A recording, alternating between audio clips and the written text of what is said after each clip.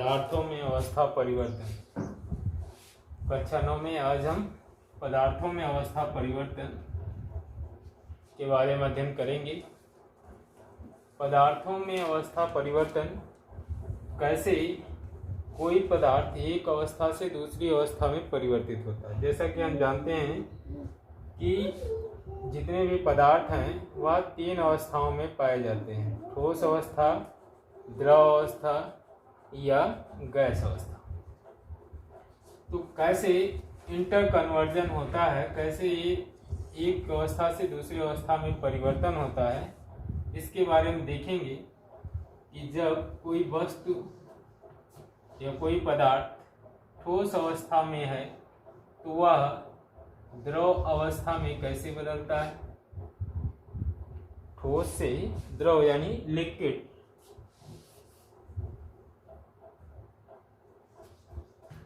ठोस अवस्था से द्रव अवस्था, सॉलिड टू लिक्विड। किसी पदार्थ का ठोस अवस्था से द्रव अवस्था में परिवर्तित होने का गुण जो है यह तो किसी पदार्थ का ठोस अवस्था से द्रव अवस्था में परिवर्तित होने की प्रक्रिया, जिस प्रोसेस या जिस प्रक्रिया के द्वारा यह ठोस अवस्था से द्रव अवस्था में परिवर्तित होता है, इसे अवस्था परिवर्तन कहते हैं। इसी तरह से जब कोई द्रव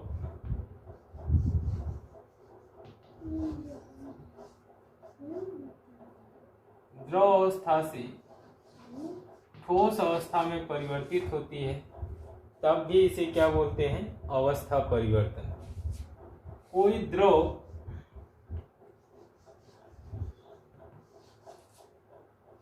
यदि गैस अवस्था में परिवर्तित हो रहा है, तो एक अवस्था से दूसरी अवस्था में जा रहा है, तो इसको भी क्या बोलते हैं? अवस्था परिवर्तन। या कोई ठोस है वह गैस अवस्था में परिवर्तित हो रहा है, क्योंकि एक अवस्था से दूसरी अवस्था में जा रहा है, तो इसे भी क्या बोलेंगे? अवस्था परिवर्तन, क्योंकि एक अवस्था से दूसरी अवस्था में परिवर्तित हो रहा है। तो ये सॉलिड टू लिक्विड, इस घटना को जब किसी ठोस पदार्थ को बदलते हैं द्रव में, ठोस अवस्था को द्रव अवस्था में, जैसे बर्फ को अगर पानी में बदलते हैं या जल में बदलते हैं, तो इसे क्या बोलते हैं? बर्फ का पिघलना। यानी कि ये घटना क्या कहलाती है? मेल्टिंग। सॉलिड टू लिक्विड, किसी भी ठोस पदार्थ को पिघलाकर या गलाकर उसे द्रव अवस्था में परिवर्तित करना, ये गलन, पिघलना कहलाता है। गलना या पिघलना कहलाता है। इस प्रक्रिया को गलन कहते हैं। तो किसी पदार्थ का ठोस अवस्था से द्रव अवस्था में परिवर्तित होने की प्रक्रिया पिघलना या गलना कहलाती है, इसे मेल्टिंग कहते हैं। और वह न्यूनतम तापमान, जिस तापमान पर कोई ठोस द्रव में परिवर्तित होने लगता है, उसे उसका मेल्टिंग पॉइंट या गलनांक कहते हैं।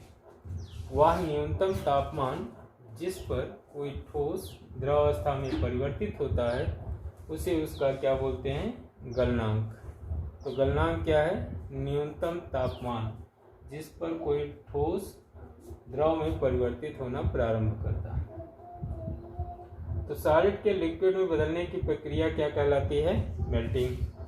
इसी तरह से लिक्विड सॉलिड में एग्जाम्पल से समझते हैं। जब हम जल को फ्रिज के अंदर रख देते हैं तो वह बर्फ में बदल जाता है। तो जल द्रव अवस्था है, और जब वह बर्फ में बदलता है तो वह क्या हो जाता है?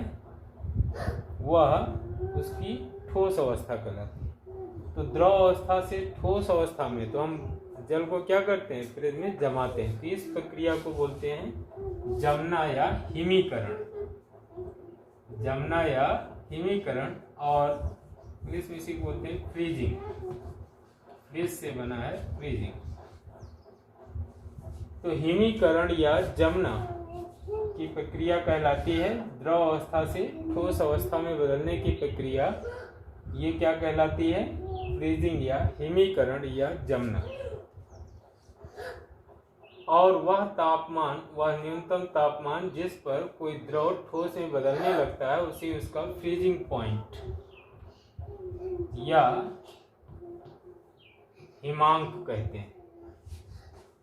फ्रीजिंग पॉइंट या हिमांक। तो द्रव से ठोस से द्रव में बदलने की प्रक्रिया क्या कहलाती है? गलनांक। तापमान के संदर्भ में। और द्रव से ठोस में बदलने की प्रक्रिया हिमांक कहलाती है। ये नाम है किसके? न्यूनतम तापमान के। न्यूनतम तापमान। Required minimum temperature for freezing, required minimum temperature for melting। अगली अवस्था लिक्विड टू गैस। जब जल को गर्म करते हैं तो उससे भाप बनती है। तो जल से भाप बनने की प्रक्रिया ये क्या कहलाती है? लिक्विड अवस्था, द्रव अवस्था से गैस अवस्था में परिवर्तन। और इसके लिए जो टर्म हम लोग उपयोग में लाते हैं इसको बोलते हैं वाष्पन। क्या बोलते हैं? वाष्पन या इवापोरेशन। इवापोरेशन, वाष्पन या इवापोरेशन। द्रव की सतह से अणुओं का गैस में परिवर्तित होना, ये इवापोरेशन कहलाता है। ये काम कहाँ होता है? द्रव की ऊपरी सतह पर। जब किसी द्रव की ऊपरी सतह से उसके अणु सतह को छोड़कर गैस अवस्था में परिवर्तित होकर के जाने लगते हैं तो यह प्रक्रिया इवापोरेशन या वाष्पन कहलाती है। तो द्रव अवस्था से गैस अवस्था में परिवर्तन की प्रक्रिया क्या कहलाती है? वाष्पन। और यदि पूरा द्रव ही, जब वाष्पन प्रक्रिया प्रारंभ होती है तो केवल ऊपरी सतह के ही अणु जो है वाष्प में या गैस अवस्था में बदल करके ऊपर जाते हैं। लेकिन अगर हम तापमान बढ़ाते जाएं, गर्म करते जाएं, तो एक ऐसा समय आता है जब पूरा का पूरा द्रव जो है गैस में बदलने लगता है, यानी वाष्प में बदलने लगता है, और पूरा का पूरा जल जो होता है उबलने लगता है। तो जिस तापमान पर पूरा जल उबलने लगता है वह तापमान इसका कहलाता है बॉइलिंग पॉइंट, क्वथन अंक। क्वथन मीन्स होता है उबलना। वह न्यूनतम तापमान जिस पर द्रव उबलने लगता है वह तापमान कहलाता है क्वथनांक, बॉइलिंग पॉइंट या क्वथनांक। और यह घटना, द्रव के उबलने की घटना कहलाती है क्वथन या बॉइलिंग। तो वाष्पन और क्वथन में अंतर है। वाष्पन की प्रक्रिया द्रव की सतह से होती है। द्रव की ऊपरी सतह गर्म होकर के वह वाष्प में बदलने लगे तो ये वाष्पन है। अगर पूरा द्रव जो है वह ऊपरी सतह के बराबर जो है गर्म हो जाए और पूरा द्रव एक साथ जो है भाप में बदलने लगे या गैस में बदलने लगे, या यूं कहें कि वह पूरा उबलने लगे, तो उसे हम क्या बोलते हैं? क्वथन। और इस घटना को, इस तापमान को, जिस तापमान पर यह उबलने लगता है उसको क्वथनांक कहते हैं। तो द्रव अवस्था से गैस अवस्था में बदलने की प्रक्रिया क्या कहलाएगी? वाष्पन। और उबलने की प्रक्रिया, द्रव के उबलने की प्रक्रिया क्वथन। और वह न्यूनतम तापमान जिस पर यह उबलने लगता है वो क्वथनांक। अब यदि कोई ठोस गैस में परिवर्तित हो जाए डायरेक्टली बिना द्रव में बदले, कोई पदार्थ ठोस अवस्था से सीधे गैस अवस्था में परिवर्तित हो जाए द्रव अवस्था में बिना परिवर्तित हुए, इस प्रक्रिया को बोलते हैं सब्लिमेशन या सब्लाइम करना। सब्लिमेशन या ऊर्ध्वपातन। सब्लिमेशन या ऊर्ध्वपातन, जिसमें कोई ठोस सीधे गैस अवस्था में परिवर्तित होता है, द्रव अवस्था में नहीं परिवर्तित होता है, इस घटना को ऊर्ध्वपातन कहते हैं। ऐसे सभी पदार्थ जो सबलाइम होते हैं, जो ऊर्ध्वपातन का गुण दिखाते हैं, उन्हें सबलाइम मटेरियल या ऊर्ध्वपातज कहते हैं। ऊर्ध्वपातज कहते हैं। तो इस प्रकार हम देखते हैं कि पदार्थ की अवस्थाओं में परिवर्तन होते हैं और इन अवस्थाओं को अलग अलग नाम से जाना जाता है। पिघलना, गलना या जमना या बर्फ में बदलना, वाष्पन या क्वथन और सब्लिमेशन या ऊर्ध्वपातन, जहाँ ठोस अवस्था से सीधे गैस अवस्था में परिवर्तन। एक घटना और घटती है जब कोई गैस वह द्रव अवस्था में परिवर्तित होती है। गैस का द्रव अवस्था में परिवर्तित होना। गैस से द्रव अवस्था में बदलने की प्रक्रिया कंडेंसेशन कहलाती है। संघनन। द्रव संघनन क्या है? कंडेंसेशन या संघनन। कंडेंसेशन या संघनन, इस प्रक्रिया के अंतर्गत क्या होता है? जब कोई पदार्थ गैस अवस्था से द्रव अवस्था में परिवर्तित होता है तो जो उसके अणु दूर दूर होते हैं वो पास पास आ जाते हैं, जिसके कारण वह गैस अवस्था से द्रव अवस्था में आ जाता है।